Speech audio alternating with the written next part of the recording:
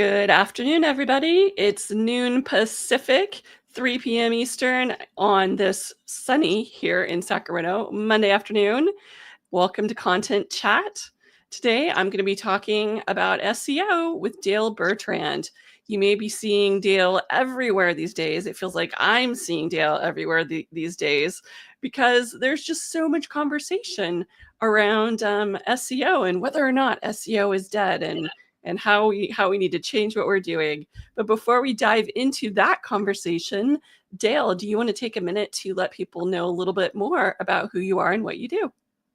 Yeah, so my name is Dale Bertrand. I run Fire and Spark. We're an SEO agency in Boston. We only do SEO, so we don't claim to be world class at anything else. I studied AI in grad school, so that's how I got into SEO and information retrieval back in the day.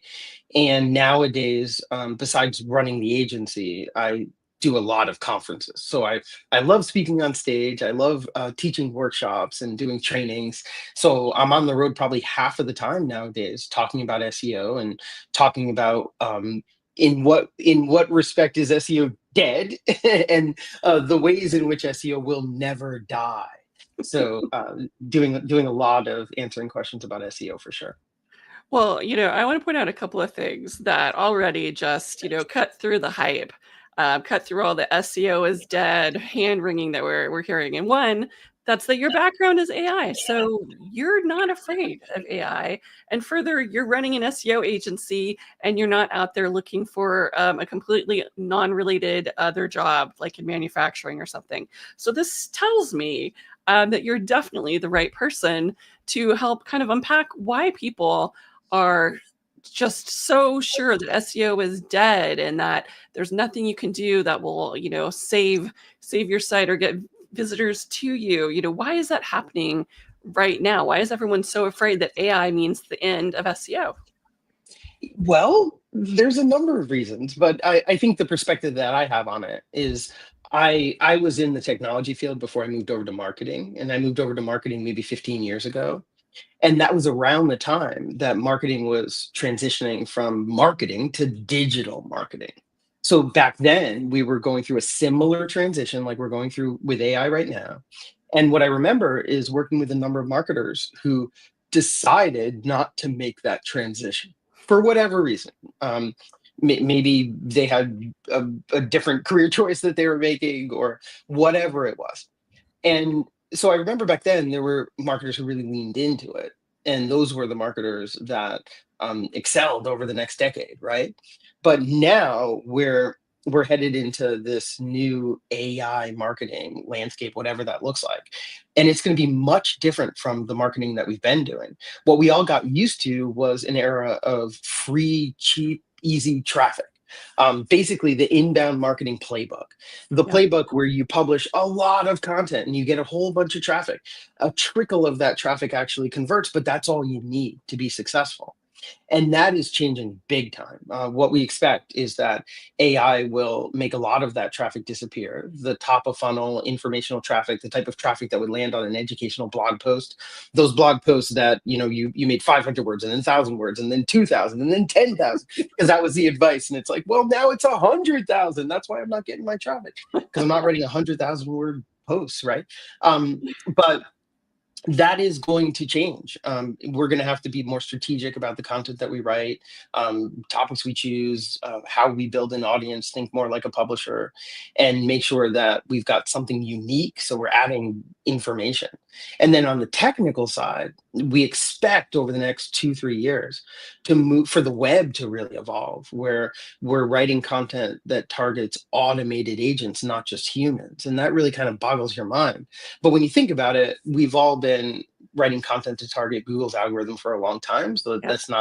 that's not very different. And the advice that we've been giving, I know I've been giving for the last decade, is to write for humans, write for your customers, don't write for Google. And that still holds. So if you're a content marketer with an opinion on topics that your audience cares about, and you curate your content for that audience. So really, instead of thinking about which of my products do I want my audience to know about, you're thinking about what information does my audience need? And even better, what information does my audience need to make a buying decision? Because that's more aligned with the conversions that you want. And what we'll end up getting is we'll I mean, and I'm going to be real here for a minute. Like, we're going to end up doing more work for less traffic, but that traffic is going to be better qualified and it's going to convert at a higher rate than the traffic that we've been getting from our blog articles and our inbound marketing. And what's interesting that this all makes me think of is the SEO that we were doing before was thinking about the human eyes that were going to be seeing that meta description or that meta title in Google search and trying to write the most compelling copy there to get them to click through, to make them feel like we knew them and that we could answer their search query. And now we're going to be still doing those things, but we're going to be thinking about how do we make sure that AI understands that the author of this content is the person who is an expert, or that this content is, showing the personal experience and expertise of the human being behind it. So from a content marketing standpoint, it's really exciting to me because it means you're going to be able to focus and, sell the enterprise on the idea of focusing on those great stories, on those, unique experiences versus things being product driven. I love what you're saying because as a content marketer and SEO myself, I used to wake up in the morning and think about what blog post can we publish that would target the right keywords and how do we get the keywords in that post as many times as possible. This was like 5-10 years ago, right? Yep. Now what we get to do, and I think this is exciting, like we get to throw away parts of the SEO playbook and instead think about how do we build an audience. So how do we build content that is useful, entertaining, um, somehow valuable to the audience that we care about, in such a way that they seek it out? So they read one of my articles or newsletters or social posts or LinkedIn posts, whatever it is, and they say, "Oh, that was interesting. Who wrote that? Oh, Dale wrote that. And where's Dale at? Oh, he's at Fire and Spark. These guys know what they're talking about. I think I'm going to subscribe or heart this post or share this post or come back tomorrow and see what they're thinking." That's a different content marketing strategy than just putting the keywords in the right place, putting your metadata in the right place, making sure the HTML tags are all lined up so that the Google robot can find it and rank it. But that's a lot more fun for me. Like, you're building an audience of humans and you're serving that audience. And it really also, it harkens back to when Google had authorship, when there used to be all of that transparency through Google around who the humans were behind the content. So it's kind of fun to see how we've come full circle, where again, people are understanding that the human aspect is important. Yeah, Um, and if you think about it, like there are folks in your audience who are building a brand. So they have an opportunity to build a brand around the type of content that we're talking about, content that serves an audience. And then there are other folks in your audience who are building content strategy for an organization, or maybe they're writing. They're the ones tasked with writing the content for their organization. But regardless of where you are in that value chain, you really have to put the customer front and center. And one of the things we're talking about is who is the customer. Like, right now we're talking about a human audience and selling to humans, but our humans will have AI agents eventually. We're thinking like a few years down the road, yep. and maybe we're optimizing for those AI agents as our customers, which is like crazy. That blows your mind. But it's not Google. It's not the ranking engine. Google's still important, and right now most searches are still happening on Google, and it's gonna be that way for a long time, because even as the technology changes, Google's gonna change along with it and offer people the ChatGPT experience that they want. So Google is going to win, even though we know ChatGPT and OpenAI, they're going to be a big player. Like, don't get me wrong, and Google is going to lose some market share, but they're still going to be the number one search engine. I'm convinced of that. It's just that they're going to look very different, and in order to get ranked in Google, either in their AI overviews or the rankings, whatever those turn out to look like, you'll need to do the right thing for your audience. And search engines like Google and the new AI platforms are going to do a better and better job of surfacing the content that attracts an audience. That's what they're looking for. Let's dig in a little bit there, and let's talk about how the everyday use of all these different AI tools is, changing the way in which people are going to be discovering and interacting with your content. And I'll start by giving a really recent example for myself, which is I wanted to get a treadmill. And, my partner, Lewis, and I were like, okay, yeah, we have room for it. Let's get a treadmill. And we had our various and sundry requirements. And one of my requirements is I feel like if my Apple Watch can't track it, then it doesn't count. So I wanted one that Mm. actually would sync with it. So we narrowed it down to a few models. And then looking at it, I remember Liz said to me, well, I can't really tell the difference between all these. I'm pretty sure they all sync, automatically with your watch. And I said, I am not so sure of that, babe. And we're going to ask our friend ChatGPT to validate that. And lo and behold, all of the different models, they had interesting language to make you think that maybe they did, but only one of them actually had that easy, put your watch up to it and sync. So that's the one that we ended up getting because, it was able to help us decipher the pages and pages and reams of technical specs to make sure we were getting what we really needed. So I think that's just, an interesting use case that before you could try to search through Google to find this stuff out, and you would end up just being sent to page after page with all the information for you to make that determination yourself. So for me, that's a huge game changer. Yeah, we think of old school Google as, and I'm a Google fan, and I think that they're going to own the future of AI. But I'm calling them old school Google. We think of that as a search engine that hands you a research project. So here's 10 resources. Good luck finding the answer. They might contradict each other. They might be inaccurate. Some of these websites might not even exist anymore. Yeah. But here's the research project. Good luck finding the truth. And what we all want is a platform that could just give us the answer because we're lazy. And the human We're customers that you're busy. We're targeting, busy, Dale, oh yeah, busy, busy, and lazy. I mean, I was on the couch and yesterday. lazy. Um, I don't want to spend any more time in front of my computer than I need to.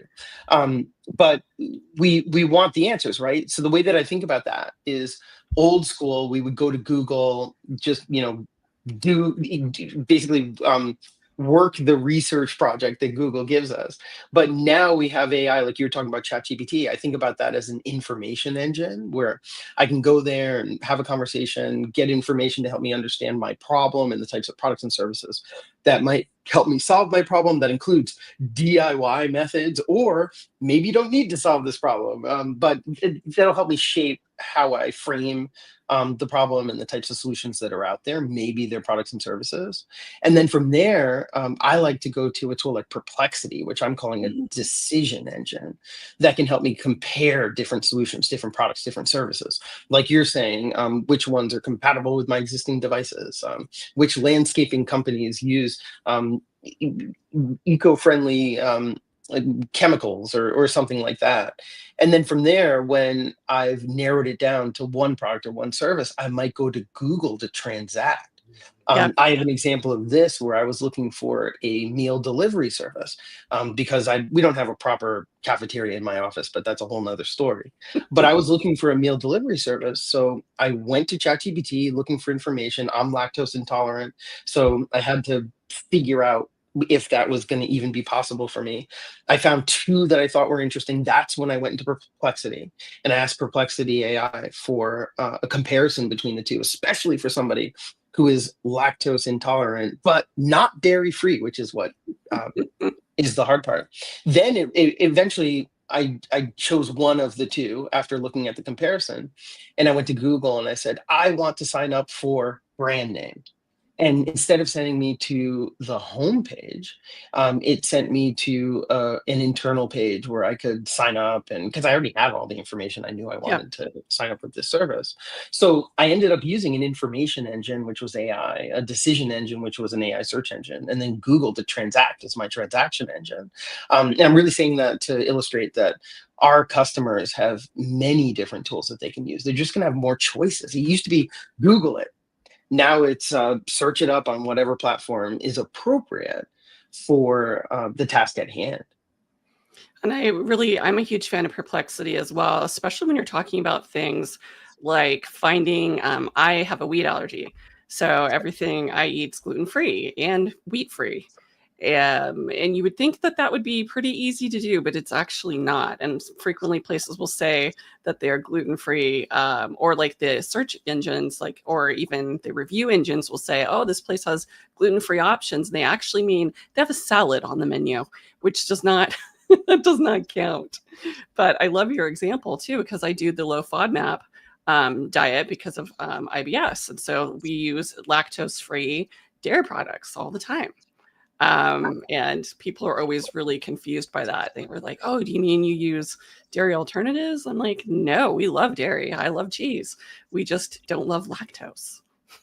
So Yeah, that's the distinction is really hard for a lot of people to understand, and AI gets confused too until you explain it. And the real difference here with these new tools is that I have the opportunity to explain it. Imagine doing search on an old school Google, and I'm looking for dairy-free options. Sorry, I'm looking for lactose-free options. Instead, it's going to give me dairy-free options because that's its understanding. yeah. That's its understanding because that's the general consensus around the web. It's trained on what's been written on the web. But now with these new AI search platforms, I have the opportunity to say, no, no, no, no. There's a distinction here. Okay, great. Now give me the right results or the services that I should consider. And no Boolean search engine programming knowledge required, because that was the way we used to try to get around that with Google, as we would create these Yeah. really complicated searches and search strings, just to some success, but not too much. But I'm wondering, like, so now with all of this in mind, have you started looking to see, kind of like to audit or benchmark yourself to see how you are turning up in AI with your content that was doing really well and driving the right traffic to you through Google?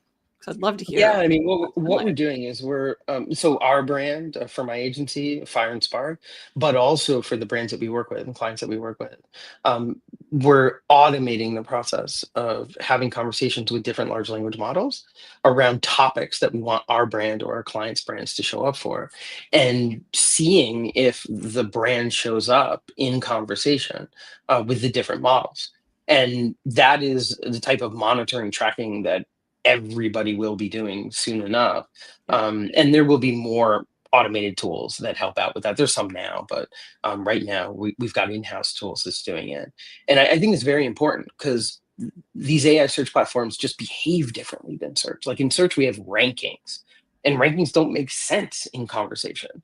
And in search, we have query and response. And when you're chatting with an AI platform, it feels more like you want your brand to come up in conversation, not that I want my brand to be the answer to the excuse me, not that I want my brand to be the answer to the question, because there might not be a question. It might be Yeah. the example I love is like imagine if you got engaged yesterday, right? So you go to work today and you're telling everybody, oh, we got engaged, and everybody's happy for you. You're going to get advice from your friends who have been through that process, the process of planning a wedding, the process of getting engaged, the process of all of that, right? And so it's kind of like advice that's going to come up in conversation. I didn't ask my friend who sits next to me where I should have my wedding, how I should behave around my mother-in-law, like, but I'm getting that information because it comes up in conversation because it's relevant. So instead of thinking about having the right answers to the questions that our customers are asking, I mean, that's still important, but in addition to that, we're thinking about how do we train the AI so that our brand, our products, our services come up in conversation as recommendations when the AI is having certain types of conversations around topics that we're relevant for, or topics that we want to come up in conversation for. So then as a content marketer, how do we have to evolve the way that we're approaching our content to, come up in those AI, in those generative AI conversations, and to have those zero-click search moments actually allow people to, to raise their hand and show that they do have intent, that they have interest, versus them just getting an answer to a question, seeing it, come up in the AI summary and just going along their way with no clue as to who said who said what, and where they actually got that information from. Yeah, and I'm going to give two answers to that. It's Okay. just basically what should content marketers be doing. One is very tactical, where you want to make sure that your brand appears online, relative or with the topics and words and concepts that you want it to be related to. Like if I'm Nike, I want to make sure that the large language models know that Nike is all about sneakers. So if somebody's having a conversation about sneakers, Nike needs to come up. Maybe it's classic Air Jordans, whatever it is. So that's a numbers game at the end of the day, and it's not just articles. It's thinking about maybe I have a bio that talks about my agency and what we do, and I want to make sure that people understand we do SEO for revenue, which is not about rankings. It's about conversions and generating revenue and customers, and rankings are really secondary to that, right? You might want the large language models to understand that. So I would make sure that every time I'm interviewed for a podcast or I do a talk, that language is included in my bio. Now, all of a sudden, when the AI is being trained, it sees my agency with this blurb about how we do SEO differently in many different places online. And it's that repetition during its training that really reinforces what your brand's about and the concepts and topics that your brand should come up in conversation for. So that's kind of getting tactical. And I think the best concise advice around getting tactical is making sure that your brand, your content, your pages on your website are relevant to the conversations that you want to come up on. Like that's the most tactical. But now I'm going to go to the other end of the spectrum with my other answer, which is like super high level. If I'm a content marketer, I'm trying to figure out where the heck is my career headed, right? Like, because I've been doing this for a while. I like what I'm doing. I'm one of these people. So this is what I'm saying to myself. These are the dreams I have at night. I like what I'm doing, but I'm afraid it's going to change. And I'm afraid the web is going to need less content. I'm afraid that the content marketing tactics that have worked for me are no longer going to work. And I think that's true. I think that's true over the next, 2-3 year time frame. We're all going to experience a lot of change, and much of it's going to be unwelcome. So we have to start thinking about how to redesign our role, the value that we provide to the organizations we work with, the clients we work with, whoever it is that we're delivering value to. And we've got to reinvent our role, redesign our role before it happens to us. So I would be thinking, what adjacent disciplines could you add to your skill set that might be, maybe it's a more technical skill set, maybe it's a PR skill set, maybe you're starting to learn some paid advertising or advertising skills or a different form of copywriting or something, so that you can add more value, preferably value that AI isn't very very good at. And but I really feel like the fundamental structure of marketing teams is going to change. And it's better for you to be the one driving that change rather than to, like I said, have it happen to you. So that's what we should all be thinking about. How do these tools change the way marketers work together and teams are structured? And how could you position yourself to be valuable in whatever that new structure is? And that's the best advice I could give, because I don't know what that new structure is. I just know that things are changing. And 2 or 3 years from now, our jobs are going to feel quite different. Well, I mean, you gave the example already, and that's when we made the shift to digital marketing, which, depending upon how much the company drug their heels, that either happened in the 90s or the aughts or in the last decade. And some are still dragging their heels and not embracing it. But we saw that organizations would have a digital, marketing initiative. They'd have a digital center of excellence. Digital was its own, shining structure, pillar of the organization. And of course, now it's just part of marketing.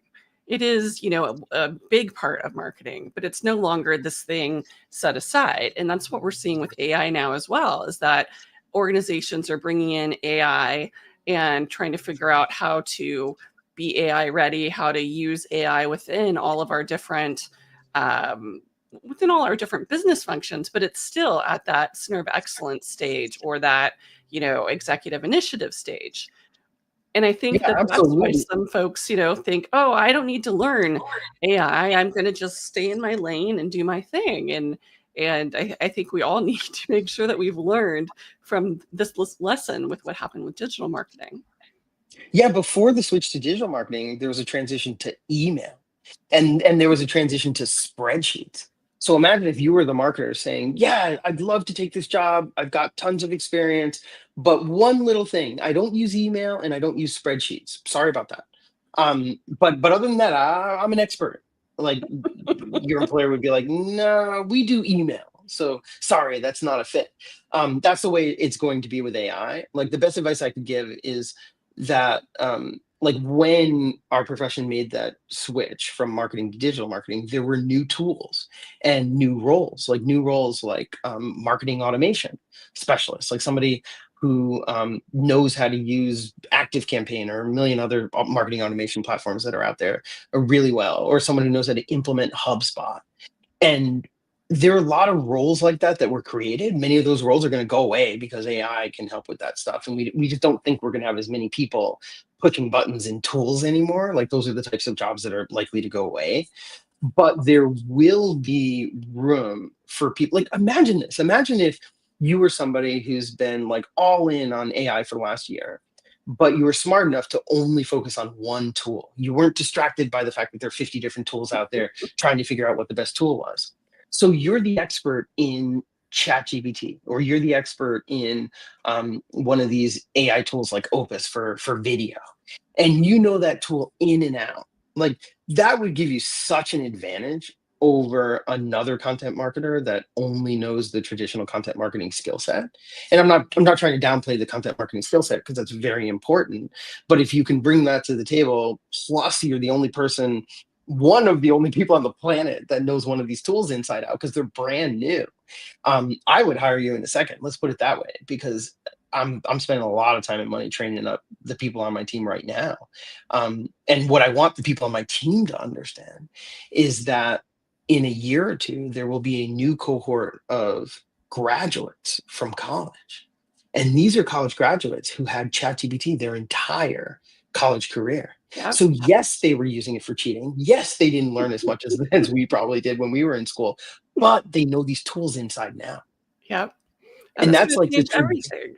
yes, that is like the traditional marketer, 15 years ago, who was trying to compete with someone who's a digital native or took all their marketing classes with a digital marketing bent because the tools existed when they were in college. These AI tools did not exist when I was in college. So I'm at a um, fundamental, the word I am. Here we have it. We're starting from behind. We're the underdogs again, but as Gen X, we're used to that. So Yes, exactly. But we are underdogs compared to folks graduating from school who know these tools. Now, of course, somebody graduating from school, they're not going to have the expertise, right? yep. But that's still more to say. Like, if you've been working for a while, you have experience. And if you could choose one tool, choose ChatGPT, choose Claude by Anthropic, whatever it is. Choose one tool, learn every single feature. That'll take you a few months. But you're like just an expert at that one tool. I mean, you've got a skill that very few people in the marketplace have because you have that expertise. And you don't want to be in a situation where you're competing against people right out of school that understand the AI tools better than you do, and they're cheaper because they're right out of school.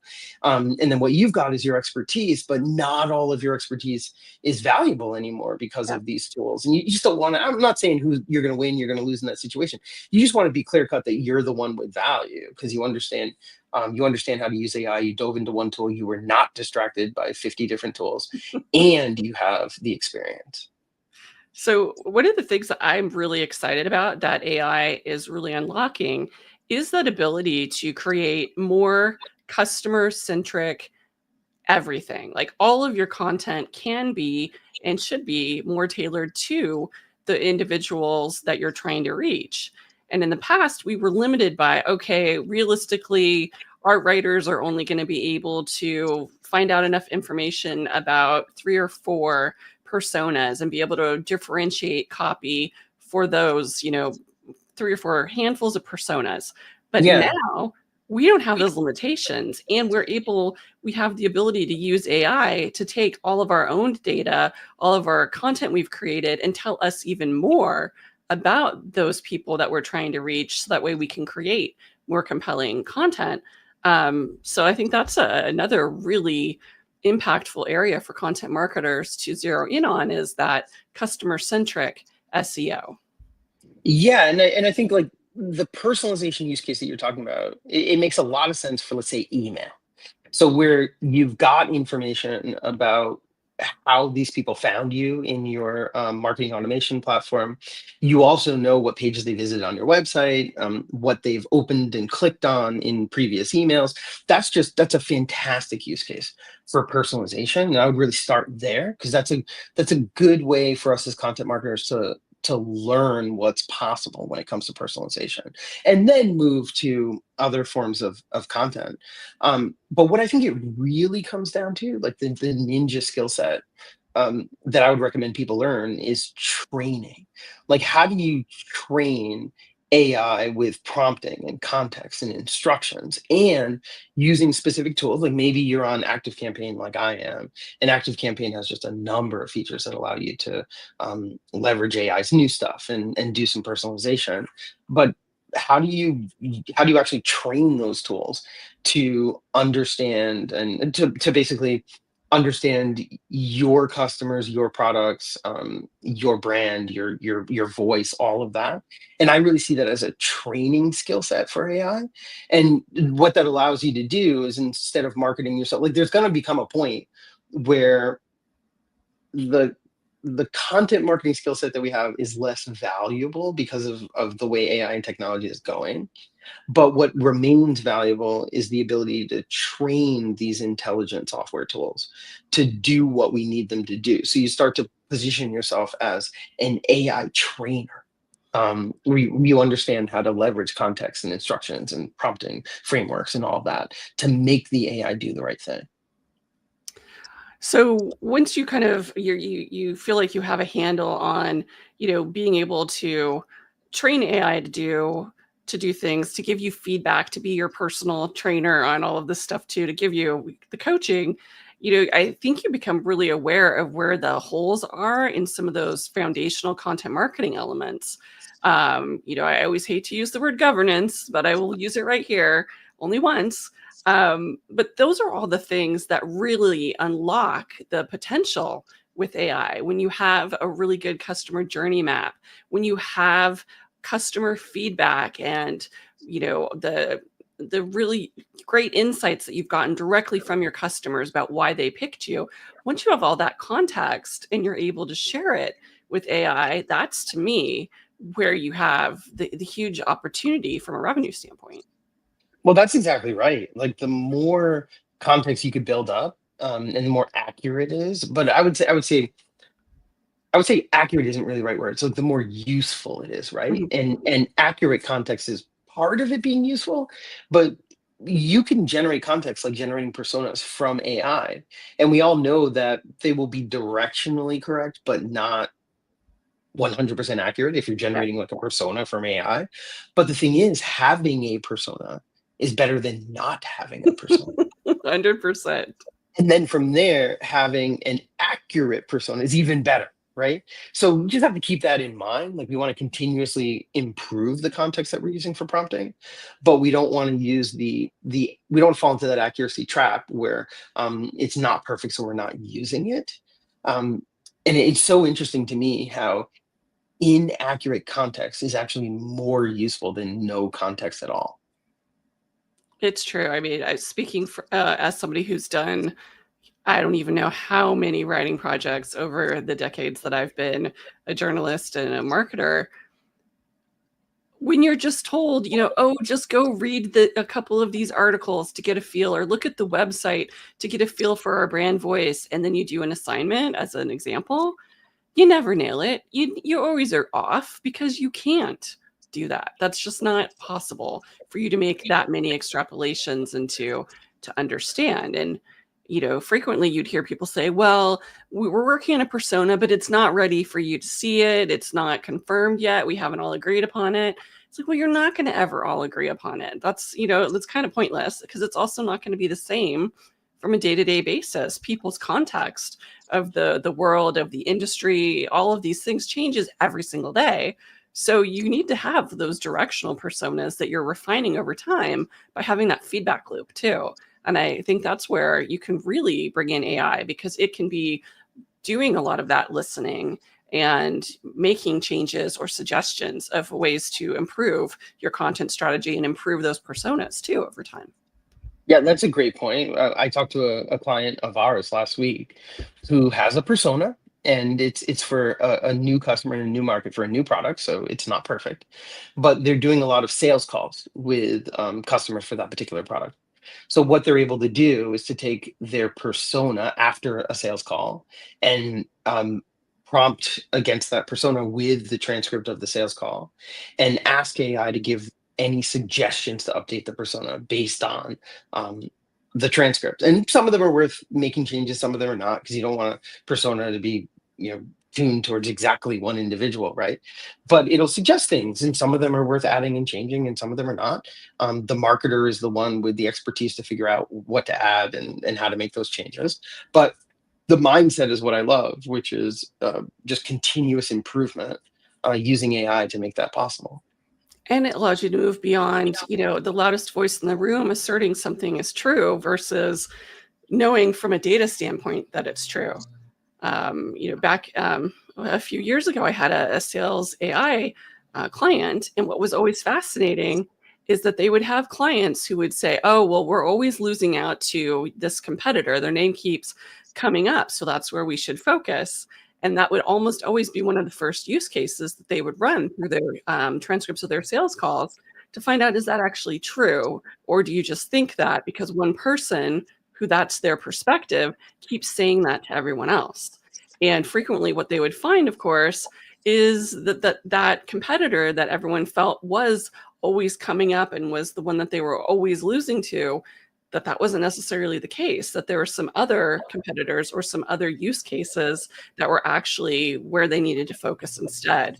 So I love that it can help us understand, what are we hearing that's actually worthwhile and meaningful and happening on a recurring basis versus what is a one-off comment or happenstance that we shouldn't necessarily lean into too much. Yeah, and just to build on what you just said, if you happen to have a product or a service that has accumulated a number of reviews online, maybe they're Google reviews or Amazon reviews or something like that, AI is just fabulous for extracting nuggets or that are outliers, or summarizing the sentiment, or summarizing the reviews, anything like that. Love that. Do you happen to have like any clients that you feel like there was an anonymized insight that they've gotten by kind of going through this process that really did, change how they're approaching their content? Because I always love to hear those examples too.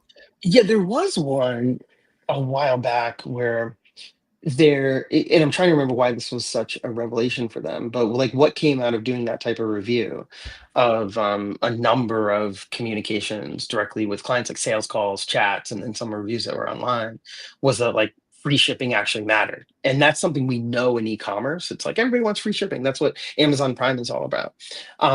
But in this context, it was really more of a B2B sale, and they were selling some huge electronics that businesses would use for trade shows. And they're like, yeah, yeah, yeah, shipping, whatever. We just tack that on because you're already spending thousands and thousands of dollars for this equipment. But that was an actual insight, and it makes a lot of sense when you go back and think about it. But you wouldn't expect in that context that it would be a game changer. But it was an idea that came out of that type of analysis that we ended up applying, and it worked. But you don't know what you're going to find, so it's nice to prompt the AI if you have that data. That's the thing. Like, you don't always have that Yeah. data. And the other thing that I always tell marketers is not to hide behind analytics.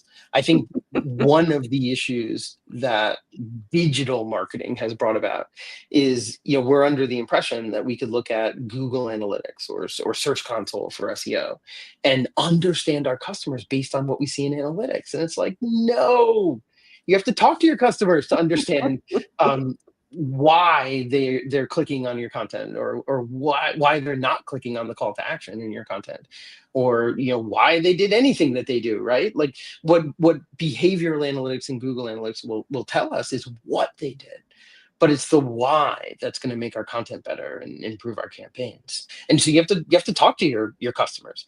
And if you can't talk to your customers, you can talk to the salespeople in your organization, or you could look at chats or reviews or whatever it is. But as marketers, the fallback should really be like, I can't do my job if I can't talk to my customers. Like, full Yeah. stop. And I'm surprised that more of us don't have that conversation. I think some folks are afraid because they are in organizations where sales or customer success really, they feel like they own that customer relationship, and marketing hasn't shown them how having that access will be beneficial to the bottom line.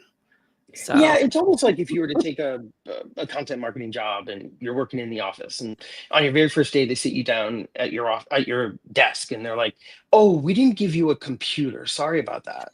Everybody else has a computer. We still expect you to do email and get your work done, all of that, but you're not going to be able to use a computer." And you're like, "Well, wait a minute. I don't think I'm going to be able to do my job."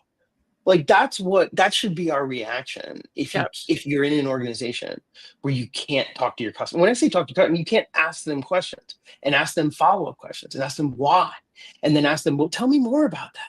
Oh, why were you thinking? Why is that important to you?" Like, if you can't ask those types of questions and follow-up questions, you can't do your job. And And that's I agree it's so tough. 100%, and it's so funny because, one of my first real marketing jobs, I got to go to the customer advisory board. I got to go on the road shows. I got to talk to customers all the time. I thought it was normal. And then after leaving, Schwab that first time, I found out it was not normal, apparently, that was, revolutionary at that time frame.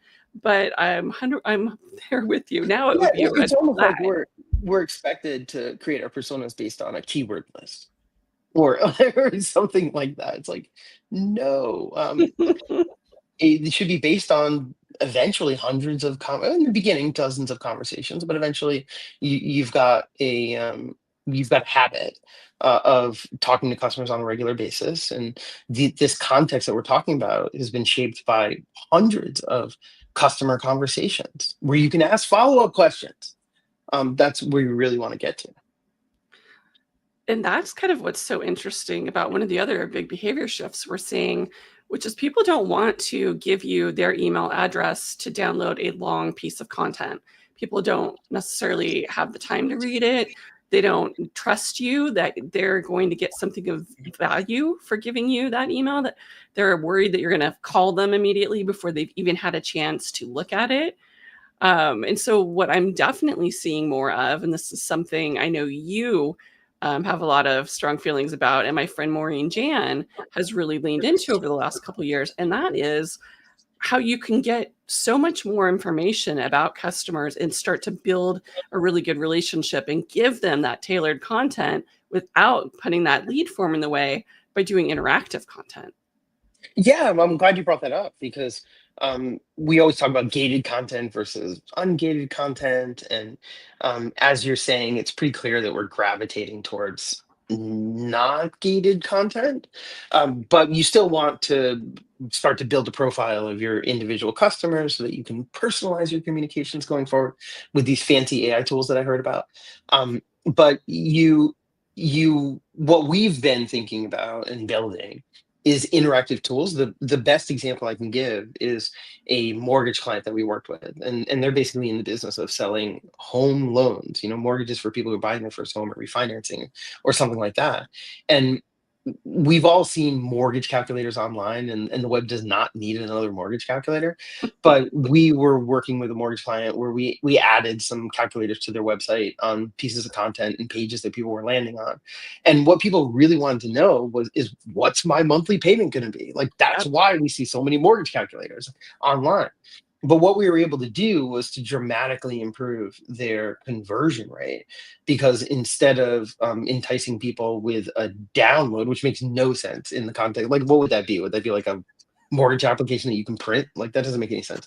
But instead, it was an interactive form where you can fill it out, get your mortgage payment, and then you're offered the opportunity to click one more button to see the mortgage application, which will be partially filled out with the information that you gave to get your quote for your monthly payment, and that dramatically improve the conversion rates. And so the reason why I bring that up is that's kind of obvious in the mortgage space, but there's so many other creative ideas that we can come up with as content marketers for interactive tools.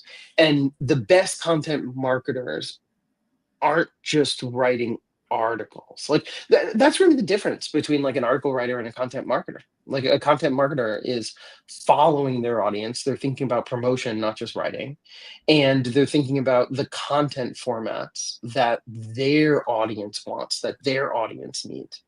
And they're thinking about the content formats, topics, and copy that will convert visitors who land on that content. And when you put all that together, these interactive forms, which sorry, interactive formats, and they're things. The way to think about it is tools that help your customer to make a buying decision. So that could be pricing guide or a configuration guide or shipping cost calculator or anything that helps them understand which product they should buy or what configuration or what the pricing is going to look like or the total cost of ownership. Anything that's interactive that helps them to make a buying decision will improve your conversion rate. And not only that, but interactive tools, Google's AI can't summarize them. And like ChatGPT can't summarize them. It can send them to the tool to use the tool, which is what you want, but it's not going to summarize your content because your Yep. content is now an interactive tool. And I love that. It's like one of those things where how do you get people to click through by not giving away the answer, by making it be something that's tailored and bespoke to them and their circumstances and their criteria. I mean, that's genius. I love Yes, and that. it works. Well, it's interesting too, because I think that is the kind of content that works better down the funnel. So, like, we spend so much time as content marketers thinking about how do we get people to notice us? How do we get their attention? So much time and effort spent on that top of the funnel, or what we used to call top of the funnel content. But there's so many opportunities for further along in the decision making process and after the sale. I can't tell you how frequently I've come into organizations that don't have a content strategy that addresses customers. And it, again, blows my mind because why would you not want to have a specific strategy for how you're going to engage them over time and help them understand that they made the right decision by going into that business relationship with you? It just seems like a no-brainer to put this kind of content there. Yeah, and what I want to add to that is what you talked about is um, moving down the funnel. So the interactive tools that I'm talking about, you can generate them as a marketer with no technical skills required using AI. I have somebody on my team who's not a programmer who prompts AI to generate like these widgets that are interactive tools, and then put them on pages, just embed them into pages on our website, and it works. So we don't need developers anymore. And what you're talking about is targeting like mid funnel or bottom of the funnel traffic instead of just the top of funnel. So the old school inbound marketing playbook was really writing articles and getting as much traffic as you can, and you're going to be able to convert a fraction of it, right? But we all know that the higher quality traffic is in the middle of the funnel or bottom of the funnel because they understand their problem, they know what type of product or service they're looking for, and they probably have a handful of brands that they're looking at, hopefully yours. And if we could capture them and convert them and start that sales conversation, whatever that looks like for you, using any form of content, not just interactive tools. It could be comparison content, it could be Q&A, it could be video. But these are the types of formats that we need to get good at so that we're not just writing prose. Like the issue that we have in our space is so many people got into content marketing as writers, and not just writers, but like article writers, blog writers, where they were Yep. targeting a specific keyword. That is not the valuable skill set going forward. And that's what I want people to wrap their heads around. It's just not.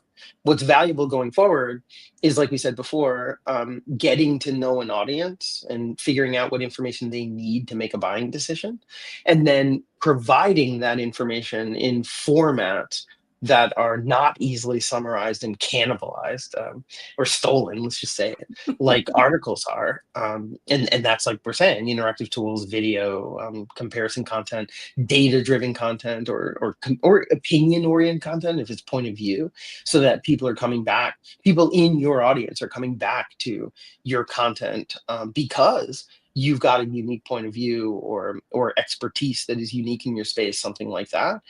We want to make sure that that is the type of content that we're creating going forward. I think that the hardest part of all of that is that a lot of times people feel like they understand what makes a good call to action for that one kind of content that they're really great at doing. Alternatively, I've certainly had clients who want the call to action on every piece of content to be book a demo, which frankly is just not going to work on 98% of all pieces of content, because most things are not driving you to the, oh yeah, I need to see this in action. So, how do you get people over that hurdle of not understanding what makes the right call to action for these different kinds of content? Yeah, I'm glad you bring that up, because what it comes down to is targeting search intents and not keywords. So if somebody's going to Google and they're typing in travel rewards cards, there could be many different intents behind that. They could be looking to sign up for a new card. They might want to compare cards. They're not ready to sign up. They might be. I actually have a cousin who is an expert in travel rewards programs. So if she was typing that in, she would be looking for a job. Those are three very different search intents. So you've got to narrow in on the search intent that you're going after before you start thinking about keywords. And a good search intent is 4 or 5 words that begins with a verb. So using this travel rewards card example, it would be something like, compare travel rewards cards, or compare airline rewards cards. Okay, if that's what I want to do, or sorry, if I'm a content marketer and maybe I'm at a brand that has a travel rewards card, an airline, then I would be going after that intent. And when I'm creating content to target that intent, regardless of what type of content it is, the messaging for the call to action should be aligned with that search intent. So you could imagine the wrong way to do it would be book a demo, or sign up for a card, or sign up here. It's like, no, that's not the intent. The intent is, I want to compare cards and make a decision. I'm not Yep. ready to sign up. I'm not ready to buy. Um, I'm not interested in booking a demo. Like, I'm just not. So if you have the discipline, and very few organizations have this right now, but if you have the discipline to start with a search intent, not a keyword, then you've narrowed in on that search intent, and that helps you to choose the keyword. It helps you to choose the content format, and it definitely helps you choose the CTA and the messaging for the CTA, because all of those need to be aligned with the search intent that you decided to target up front. And I mean, that brings us back to those content marketing foundational elements. You have to have had that creative brief where you've, outlined who you're trying to talk to and what you want them to take away, what their next steps are. And too often content is created because somebody has a great idea. Somebody wants content about X for Y channel, but they're not thinking through, and what do you want somebody to do? What is that call to action that is going to, that this piece of content needs to support? Yeah, and if you're starting with keyword targeting instead of a search intent, you've already lost. Search engines don't even work that way anymore. There was a time when, if somebody typed a keyword into Google, Google would look for those words on pages online and then rank them. Like, here's all the pages that have those words on them. That's why they were called the keywords. And search engines just don't work that way anymore. Like, what Google's doing when you make a search is figuring out what is your intent. And Yep. that intent might be something like compare travel rewards cards or apply for a mortgage. And then Google's looking for content that can satisfy that intent. Notice that has nothing to do with keywords. It's all about intent. So yes, it makes sense to figure out some keywords that you want to include in your content. But if you start there, that's where you end up with, like, travel rewards cards, and putting that keyword multiple times, or even putting that keyword in the title of your article, which might not make sense depending on the intent. We've covered a lot of ground in the last 55-ish minutes. And I imagine that a lot of folks, their heads are spinning a little bit. and they're probably thinking to themselves, how do I have time to keep up with everything in my content creation queue and to actually, think differently about my approach, update my strategy, really, lean into how SEO has changed. So if you could give people some advice of just, 3 ways that they can be using AI and technology to really seize this moment that we're in, what would those be? Where I would start is if you're using a tool like ChatGPT, ask it how it could help you. You could imagine giving it your task list for the day or a one paragraph description of a project you're working on and say, how can AI help me with this project? And it'll give you a list of things. Some of them make sense, some of them don't. But there'll be a couple, like if you asked it to give me a list of 10 different ways that ChatGPT could help me with this particular project that I'm working on, most of them you won't want to pursue, but there'll be a couple on that list that you're like, oh, I didn't know that AI could help me in this way. And that's a great way to start learning. The other thing you said, Erica, is that nobody has time to learn this stuff, and that's true. That's why I always say choose one tool, because that'll narrow your focus where at least you're only learning one tool. And ChatGPT is a great tool to choose, but feel free to choose another tool. And don't start learning another tool until you learn one tool. At least you're focused there. That would be a good way to do it. And then the third thing that I would say is, for many of us, we just don't have the choice, right? Like we're all in a different situation where some of us have employers that are helping to learn this stuff, and some of us don't. Some of us are in organizations where we're not allowed to use this stuff at all.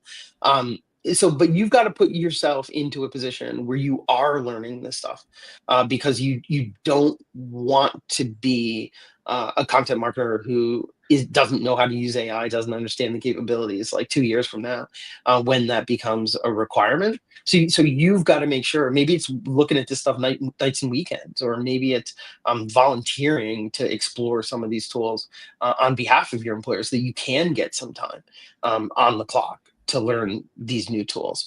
But I think it's mandatory, right? Like it's on you when it comes to directing your career to figure out how you're going to learn them. But not learning these tools is just simply not an option. I mean, it is interesting because I have seen so many people who are really reluctant to embrace AI. They really feel like it's going to diminish their career, that, the value, that people are not seeing the value in having human beings involved with the content marketing process. But to me, AI is this amazing intern who never gets tired and who has great ideas and who can help me do my work better. And so just kind of, we all need to reframe how we're looking at AI, because it's not useful to look at it as, oh, it's going to steal my job, and so I'm going to just not use it. Yeah, That's yeah, but if you bury your head in the sand, you're never going to discover what AI can do and what AI can't do. And that's what you need to know, because you need to position yourself for what AI can't do. And I know for a fact that AI can't write everything that needs to be written. I mean, that doesn't make any sense. um, but we don't really know yet, like where those boundaries are, because we haven't been using it long enough, and not enough of us have been exploring it, to be honest. So we need to figure it out, so we can go to our employers and say, yeah, you want to completely automate this thing with AI, I get it, but I've been working with it. Here's what it's good at, here's what it's not good at, so let's redefine my role. Something like that, and then you get to keep your job, is what it comes down to. so the next time you hear anybody say the SEO is dead and the AI killed it, share the link to this conversation, and I think you'll change some minds. So thank you so much, Dale. I appreciate you sharing your expertise and so many great ideas and insights into, how the way that you're working with your clients has changed, because I think there's a lot that we can take away. So thank you so much. Well, thank you for having me, and let's do it again. This was fun. Definitely. Maybe we'll do one live and in person at an event this fall. Oh, that would be fun. And until next time, and next week is a holiday. So we'll be seeing you in June with the next content chat. Bye, everybody.